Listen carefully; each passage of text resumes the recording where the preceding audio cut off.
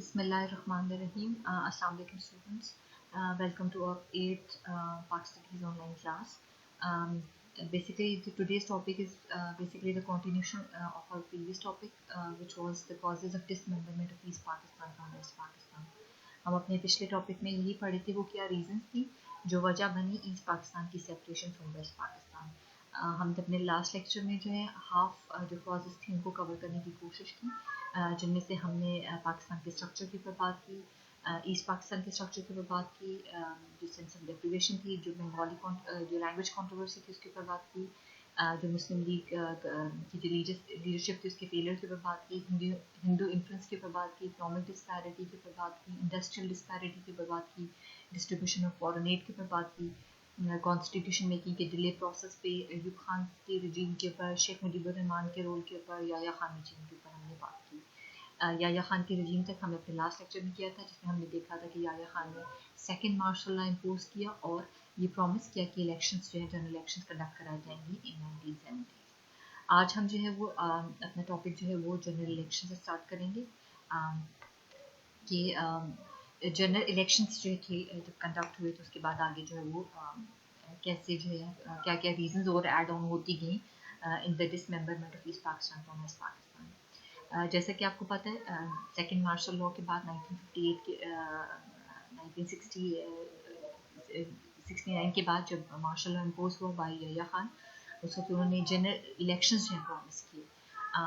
फिर हम देखते हैं कि जनरल इलेक्शंस जो है वो कंडक्ट हुए 1970s में. उन जनरल इलेक्शंस में जो दो मेजर पॉलिटिकल पार्टीज थी जिन्होंने पार्ट लिया, वो एक जो थी that was the Awami league from east Pakistan, जिसका जिक्र हम अपने पिछले जो लेक्चर हैं उसमें भी किया था, जो शेख मुजीबुर रहमान जो थे जो उसकी जो प्रोमिनेंट लीडर थे. और साथ ही साथ वेस्ट पाकिस्तान में हम देखते हैं कि 1968 में जो है वेस्ट पाकिस्तान में एक नई पार्टी जो इमर्ज होती है with the name of Pakistan Peoples Party, जो कि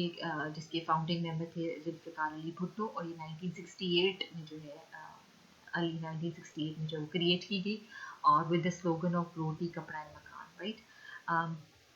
वेस्ट विंग में इस तरह हमारे पास क्या थी पाकिस्तान पीपल्स पार्टी, और ईस्ट विंग में हमारे पास थी अवामी लीग. इलेक्शंस हुए, इलेक्शंस में हम देखते हैं कि जितनी भी जो एलोकेटेड सीट्स थी अवामी लीग की टोटल 162, उनमें से 160 जो है अवामी लीग ने जो है विन की, और एलोकेटेड सीट जो पीपल्स पार्टी के पास थी दैट वाज 138, उनमें से 81 जो थी वो पीपल्स पार्टी ने जीती. इस तरह से हम टोटल देखते हैं. टोटल जैसे कि हमने देखा था जो नेशनल असेंबली की सीट्स थी दे वर 300, तो 300 में से जो 160 सीट्स थी वो किसके पास थी, अवामी लीग के पास थी. तो इस तरह से अगर हम देखें इलेक्शंस के अगर रिजल्ट्स को देखें तो उस तरह से जो गवर्नमेंट बनाने का जो राइट था वो किसके पास चला गया, वो अवामी लीग के पास चला गया. लेकिन हम देखते हैं यहाँ से जो है कॉन्फ्लिक्ट जो है वो स्टार्ट होता है,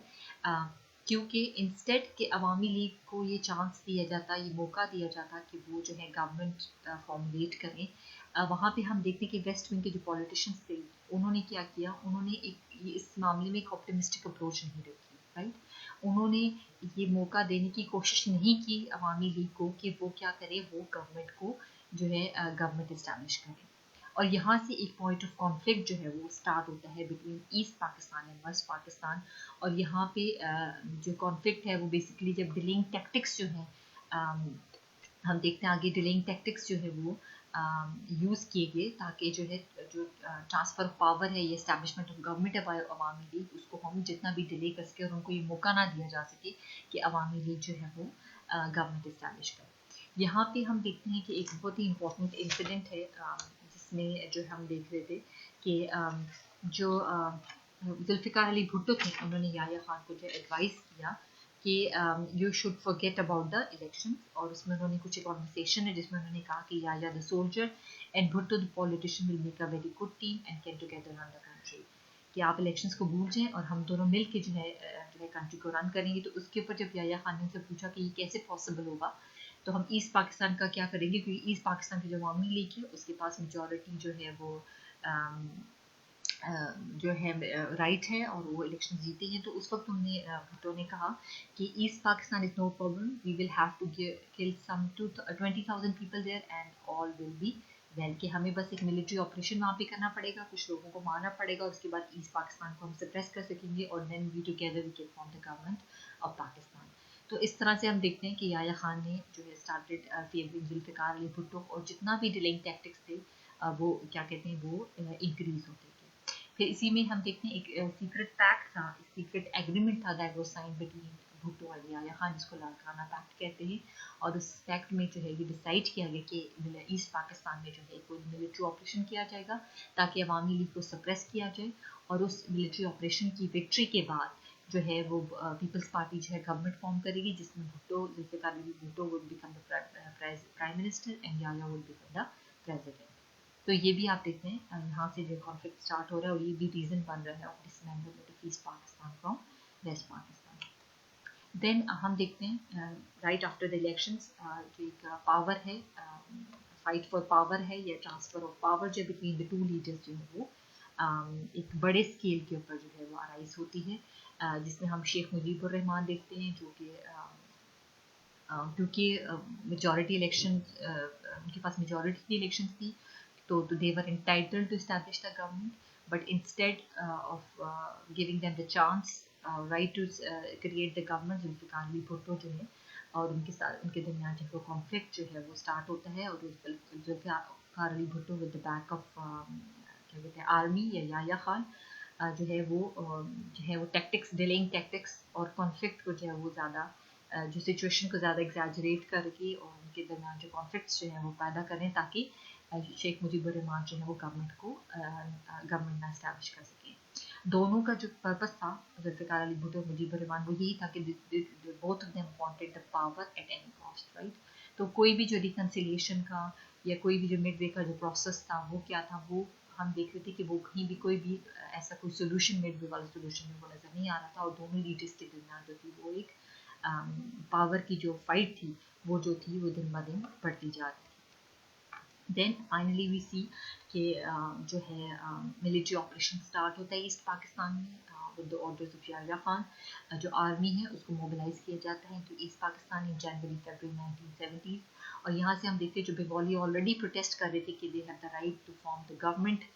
टू इस्टेब्लिश द गवर्नमेंट, उनका जो प्रोटेस्ट है, उनका जो ऑपोजिशन जो रिबेलियन है वो क्या है वो और ज़्यादा जो है वो बढ़ जाती है। फिर अगेन मार्च तक हम देखते हैं कि वेस्ट पाकिस्तान मार्च तक हम देखते हैं जो मिलिट्री ऑपरेशन है वो एक्सटेंड हो जाता है और ऑलमोस्ट फुल स्केल जो है मिलिट्री ऑपरेशन कंडक्ट होता है और ढाका को जो है वो कंट्रोल कर लिया जाता है। पार्लियामेंट, पुलिस, ढाका की यूनिवर्सिटी सारों को कंट्रोल करके वहाँ पे बेसिस बना दी जाती हैं आर्मी की, और वहाँ से जो है वो ईस्ट पाकिस्तान को जो कंट्रोल करने की कोशिश की जाती है। अच्छा, यहाँ पे देखते हैं जब ये ढाका का, यूनिवर्सिटी का, पार्लियामेंट का, पुलिस का जब कंट्रोल जो है वो मिलिट्री ले लेती है, तो उस वक्त हम देखते हैं कि लिबरेशन, ये जो एक जो ऑपोजिशन थी, ये जो एक स्ट्राइक थी अगेंस्ट द गवर्नमेंट, वो जो है वो एक लिबरेशन वॉर की फॉर्म जो है वो ले लेती है। और शेख मुजीबुर रहमान जो सारे के सारे इसके जो हेड थे, जिसको लीड कर रहे थे इसको स्ट्राइक को या इस ऑपोजिशन को, उनको अरेस्ट कर लिया जाता है। और इसी तरह अवामी लीग का एक मिलिटेंट ग्रुप था मफ्ती भानी के नाम से, वो जो है वो एक्टिवेट हो जाता है और वो जो है वो गुरीला वॉर स्टार्ट कर देते हैं against Pakistan army. Guerrilla war basically क्या होता है, गुरीला वॉर ये होता है कि जब कुछ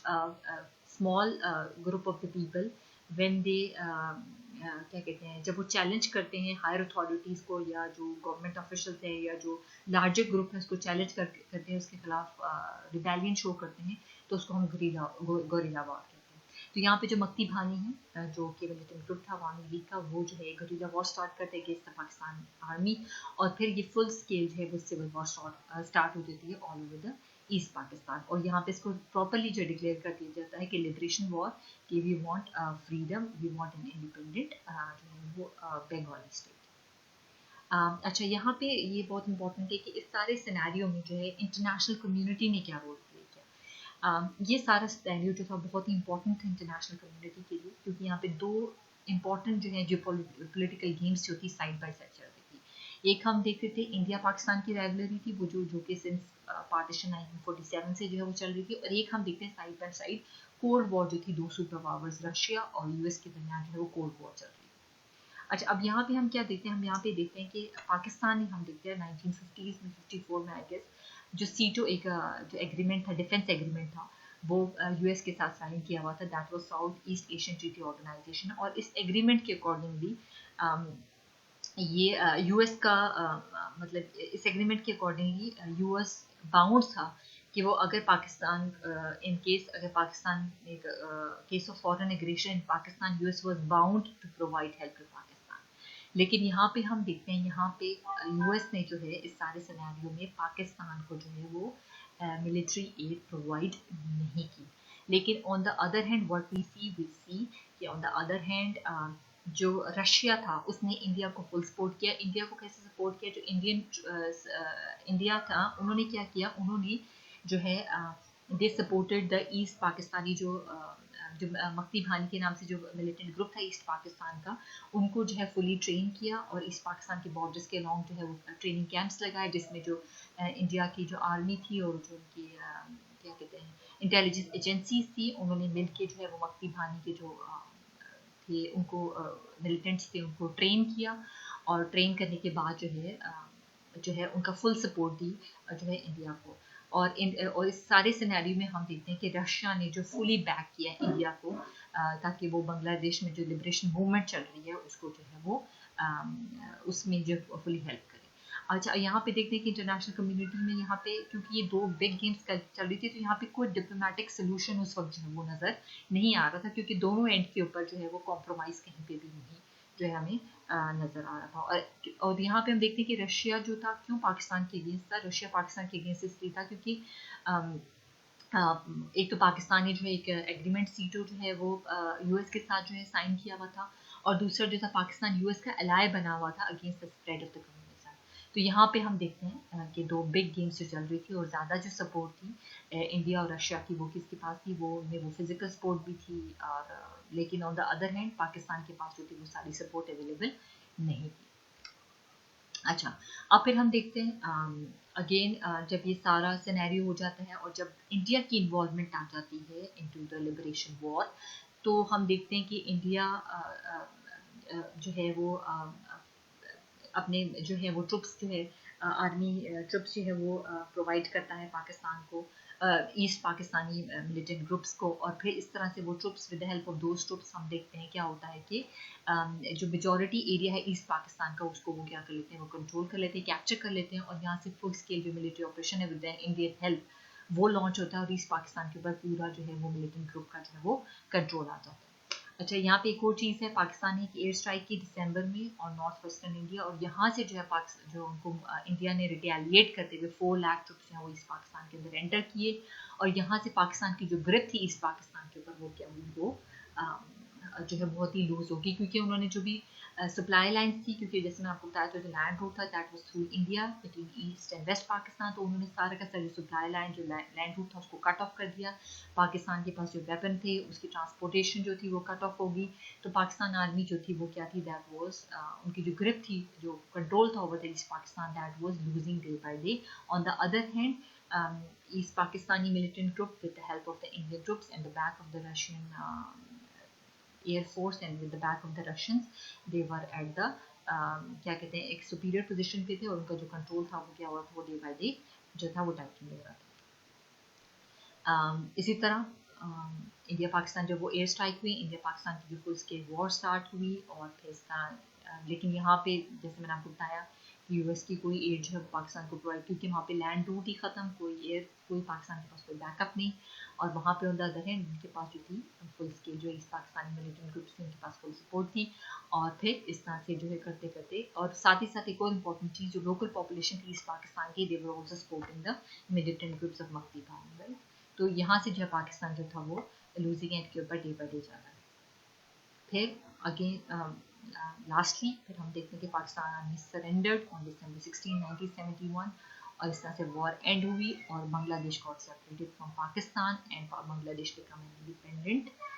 स्टेट, और इस तरह से जो है ईस्ट पाकिस्तान जो है वेस्ट पाकिस्तान से अलग हो गया, डिसमेंबर्ड, और 2 सेपरेट इंडिपेंडेंट स्टेट्स बन गई, पाकिस्तान और बांग्लादेश। अच्छा, अब हम इसका थोड़ा सा शॉर्ट ओवरव्यू करें। ये तो सारी रीजंस थी हमने देखी जो वजह बनी dismemberment of East Pakistan from West Pakistan. उसके साथ ही साथ जब ईस्ट पाकिस्तान बांग्लादेश बन गया, उसमें हम देखते हैं कि जैसे आपको बताया मैंने इंडिपेंडेंस डिक्लेयर की बांग्लादेश ने 26 मार्च 1971 को, और सबसे पहले वैसे तो सरेंडर जो था 16 दिसंबर 1971 को कर दिया था, लेकिन प्रॉपरली ऑफिशियली जो डिक्लेयर किया इंडिपेंडेंट बांग्लादेश को, दैट वाज ऑन 26 मार्च 1971। और इसमें शहीद डिबोस, ये बेसिकली एक मोनूमेंट है जो कि जो लैंग्वेज कंट्रोवर्सी थी, जो बंगाली लैंग्वेज, जो मदर लैंग्वेज कंट्रोवर्सी जो 1948 में जो अराइज हुई थी, उसके ऊपर जो है एक मोनूमेंट जो कंस्ट्रक्ट किए गए बांग्लादेश ढाका में, इसको शहीद दिवस के नाम से मोनूमेंट को कहा जाता है। और साथ ही साथ बांग्ला जो न्यू ईयर है, जैसे उनका अपना न्यू ईयर कैलेंडर है जो स्टार्ट होता है फर्स्ट वो शख्स जो कि 14 अप्रैल को जो है वो स्टार्ट होता है, और इस तरह से जो बांग्लादेश जो है एक इंडिपेंडेंट स्टेट जो है वो बना। अच्छा, इस सारे सिनेरियो के बाद हम देखते हैं कि वॉर का क्या रिजल्ट हुआ। हम देखते हैं जब ये वॉर एंड हुई तो तकरीबन 90,000 लोगों को जो है इंडियन आर्मी ने जो है वो प्रिजनर बनाया। उसमें मिलिट्री के लोग भी थे और सिविलियंस भी इंवॉल्व थे। और फिर हम देखते हैं कि एक पीस एग्रीमेंट में इसके ऊपर आती, पहले फिर 1 मिलियन लोग थे ऑलमोस्ट मर गए इसमें, बहुत सारे लोग डिस्प्लेस हुए, बहुत एक्सटेंसिव मटेरियल डैमेज हुआ, रोड, ब्रिजेस, एयरपोर्ट्स, चिटागोंग का जो एयरपोर्ट को तो पूरा माइन किया हुआ था, वो सारी चीज़, बहुत ही ज़्यादा इंफ्रास्ट्रक्चर जो है वो डैमेज हुआ इस वॉर से। अच्छा, उसके बाद इस वॉर के बाद एक पीस ट्रीटी जो है वो साइन हुई between India and Pakistan in 1972 at Shimla, जिसमें Indian prime minister Indira Gandhi और जुल्फ़िकार अली भुट्टो ने जो ये ट्रीटी साइन की। और इस ट्रीटी को साइन करने के बाद हम देखते हैं कि एक हर्डल इस ट्रीटी में ये था कि जो इंडियंस थे that they were not accepting कि जो प्रिजनर्स हैं उनको रिटर्न किया जाए, लेकिन 1974 में हम देखते हैं कि ये डिमांड भी एक्सेप्ट होगी और जो प्रिजनर्स हैं उनको जो है वो ग्रेजुअली जो है इंडियन आर्मी ने जो उसको रिलीज़ करना शुरू किया, और इस तरह से जो है वॉर जो है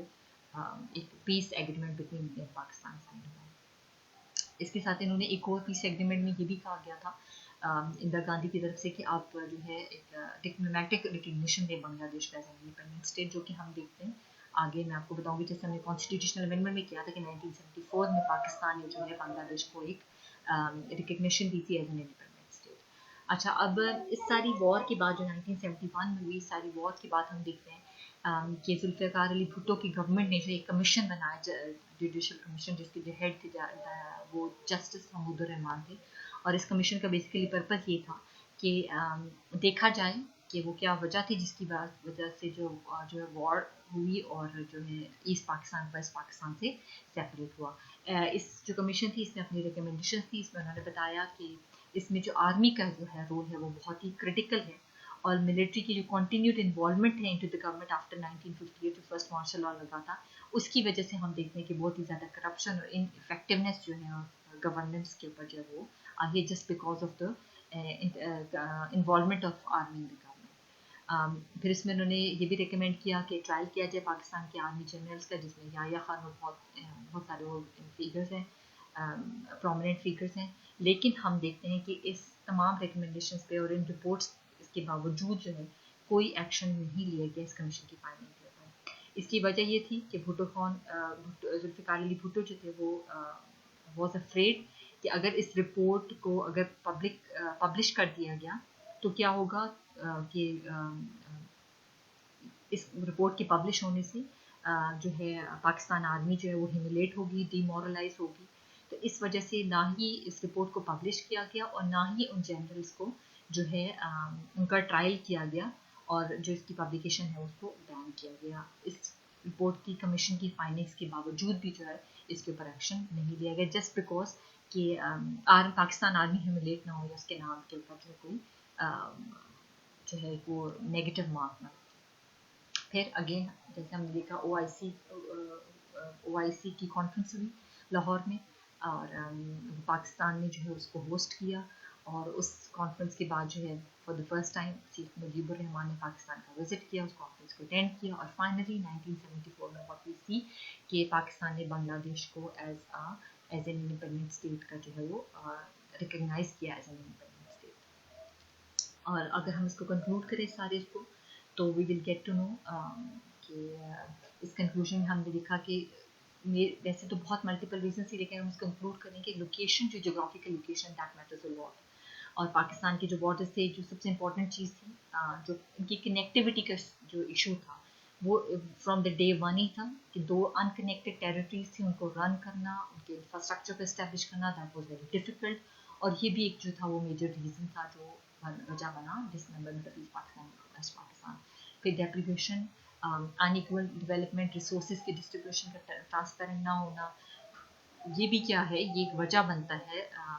अनइक्वालिटी की। और unequal distribution basically leads to what, conflict. और उस कॉन्फ्लिक्ट की वजह से व्हाट वी सॉ कि बांग्लादेश को सेपरेटेड। और इसी की वजह से, इस अनइक्वालिटी की वजह से पॉलिटिकल हम देखते हैं स्टेबिलिटी भी बहुत कम थी, गुड गवर्नेंस भी बहुत कम थी, मार्शल लॉज लगे, रिसोर्स को प्रॉपर्ली डिस्ट्रीब्यूट नहीं किया, और this inequality leads towards the conflict, and that conflict ended up in the creation of Bangladesh. Uh, Thank you. That's all. If you have any queries, we will try to resolve in your own. Thank you.